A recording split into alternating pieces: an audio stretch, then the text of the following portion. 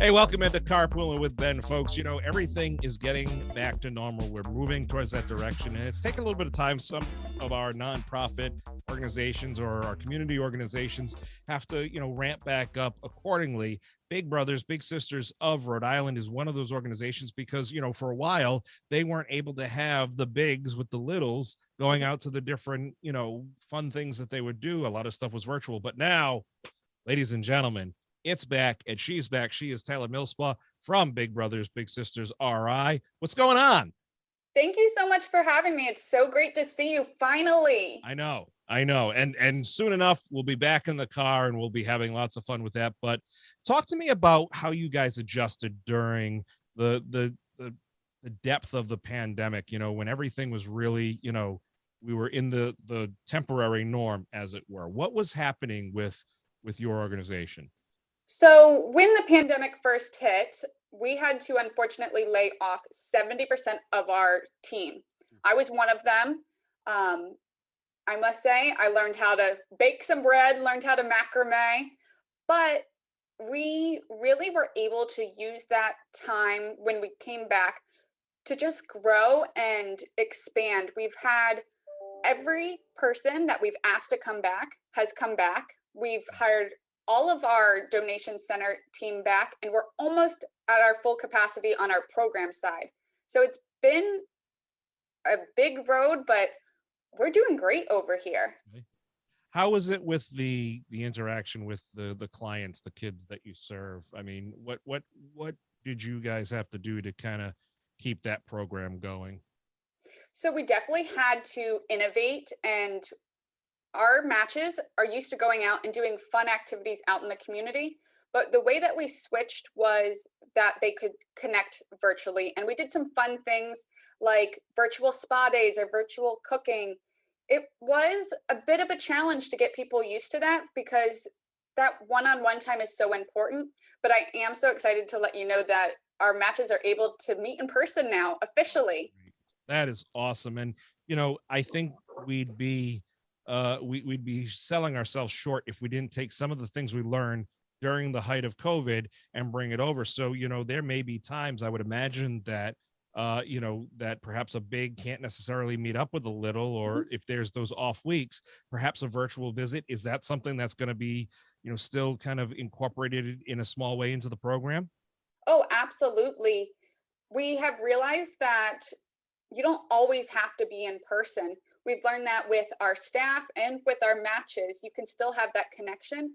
And as our employees have benefited, we are able to give our staff members who might have struggled with childcare or their kids are working from home, they're able to work from home and still be productive and still be able to make those numbers. So it's been great for not just our matches, but also for our team members. And something through the pandemic we've learned is we've really pivoted. It's not just about the kids anymore. We are wrapping around the whole entire family. We've created a thing called the Family Empowerment Fund, where people can donate to this fund and give not just help when emergencies arise. So we help with electricity or food or gas, but also we're offering new opportunities like financial literacy classes or sewing classes or paying for our kids to go to camp and just get new experiences. And that's something that has come through COVID. That is really amazing. It's something that, perhaps we didn't think of, not in a bad way, but, yeah, we got to take care of these young people. And, I mean, look, you and your organization, both on a local and a national level, have done all the studies. That mentoring and, the programming you do, that it works. Now being able to recognize and say, hey, you know what? We can actually maximize and really optimize the potential here if we kind of grab around that family unit, however it may be. That's really cool. That's really something special. It's something I'm really proud of that we're able to offer these things for not just the family. So we have, licensed social workers that are able to provide services if they need help. And we're really building partnerships with other organizations to be a full wraparound organization and really focus on empowering our kids and our families. That is awesome, Taylor. That's so great. I'm glad to hear all that. All right.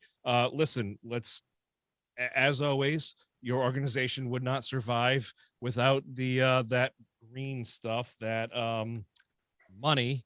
We need that. We need your donations. We need your support. So yeah, obviously folks can donate on a regular basis, just make a straight out donation. But I mean, it wouldn't be Big Brothers Big Sisters of Rhode Island if it wasn't a fun event coming up or something around the corner or down the road. What are we doing lately? This year, we are so happy to bring back in-person Bowl for Kids' Sake. We're ready to get that fundraising rolling. Yeah. So we're going to be having our event again at Lang's Bowl-orama, where people can come together, bowl, raise money for Big Brothers Big Sisters, but get to finally get together with your friends you might not have seen in a year and a half. And while you're doing it, raise money for your favorite nonprofit. That's awesome. When is that happening? It's going to be September 25th from 11 to 2. And it's just teams of 5 get together and they raise $500 or more. And with that, they get pizza, they get bowling shoes, they get to bowl, they get soda. And it's just really a great event where people can have fun and raise money. And we're so lucky that it's such a small overhead that so much of the money comes right back to Big Brothers Big Sisters. And Lang's, if you're from Rhode Island and you're the typical Rhode Islander that doesn't like to drive past 5 Dunkin' Donuts, Lang's is the place you want to go to and make that exception, because it is a world-class facility. It is. It's awesome. It's beautiful inside. It's clean. It is a friendly environment. The staff there have always been so wonderful, and it's just a fun environment, which is great. And so for them to be able to host you once again and bring you right back in, that's great. Will there be an element of karaoke happening? Well, if you come, definitely. Oh, well, we'll work on that. Maybe people will pay more to not hear me sing. Well, you never know. Many have gifts, few are used. But that's the way it goes. What else can people do? I mean, I've seen these green donation bins. They're like are they technically green? I'm not good with colors. I think I had the 8-color crayon box, but are they technically green, or are they like a chartreuse or something? They are Big Brothers Big Sisters green. That's the official name of the green. And we have our bins across Rhode Island. And what we've been able to do throughout the pandemic is create partnerships with nonprofits, cities, and towns across the state. And we offer 30% net profits for every pound collected in the bins. So if people aren't able to donate financially, everybody has that old prom dress in their back of their closet or their old tux or something like that, and they can just clean it out and donate it. We've actually created a partnership with 20 cities and towns, and Warren actually is one of them. Mm-hmm. Right at my Station 3 there, right on Vernon Street. Yeah. And, the cool thing is when people get involved with that, it's not one of those typical donation bins, because let's be honest, we've seen those things around. Sometimes they become an eyesore.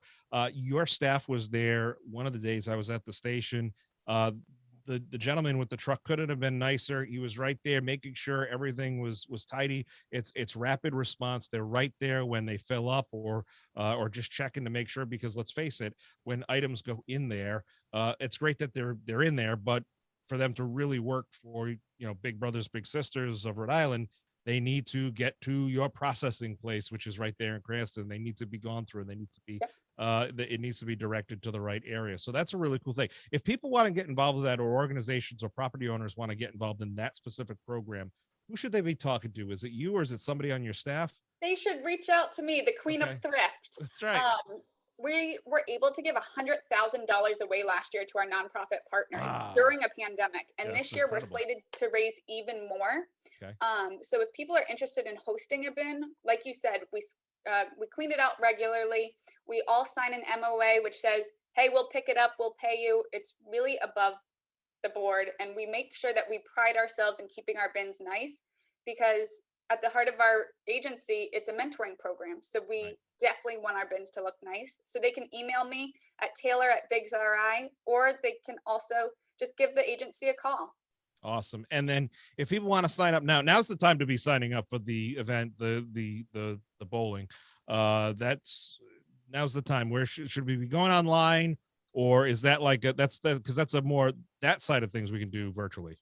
Yes, definitely. They can absolutely visit us online, which on our website, which is bigsri.org, or they, again, can give me a call, and I'm happy to talk to people and walk them through that process. Taylor, I'd be remiss if I did not shout out my good buddy Adam Thoreau, who has been a big supporter of you folks, longtime supporter of you folks, but also he is an example of what you can do as an actual big, as a mentor. Real quickly, what are you looking for? Are we needing people to volunteer for that? Are we looking for people to step up? Absolutely. So people can volunteer their time and make a huge impact. And the way that they can do that is visiting us online, and we are in desperate need of males. Okay. Not that we don't need females, but we have, when female littles come in, and littles are what we call our kids, Sure. they're matched usually within 3 to 4 months. And there's usually a much longer wait list for our guys to get matched, because men typically donate with their wallets, which I'm happy to take their money, but we also need them to donate their time and become a mentor. Okay. All right, folks, if you're out there, you had a pulse, if you go through all the background and all the different information that they have there online, you can become a big supporter. You can become a big brother or a big sister. It's all great right there. Taylor, it was so great to catch up with you. All my best to your family and everybody over there at Big Brothers Big Sisters RI. Folks, September 25th, get the shoes out, get them shined up, because we're going bowling, Lang's Bowl-O-Rama. It's going to be awesome. And of course, as always, if you see that bin and you have something you want to donate, it's always great stuff. Thank you so much for your time, and it was so great to finally see you, and let's not wait another year. All right, let's be on it.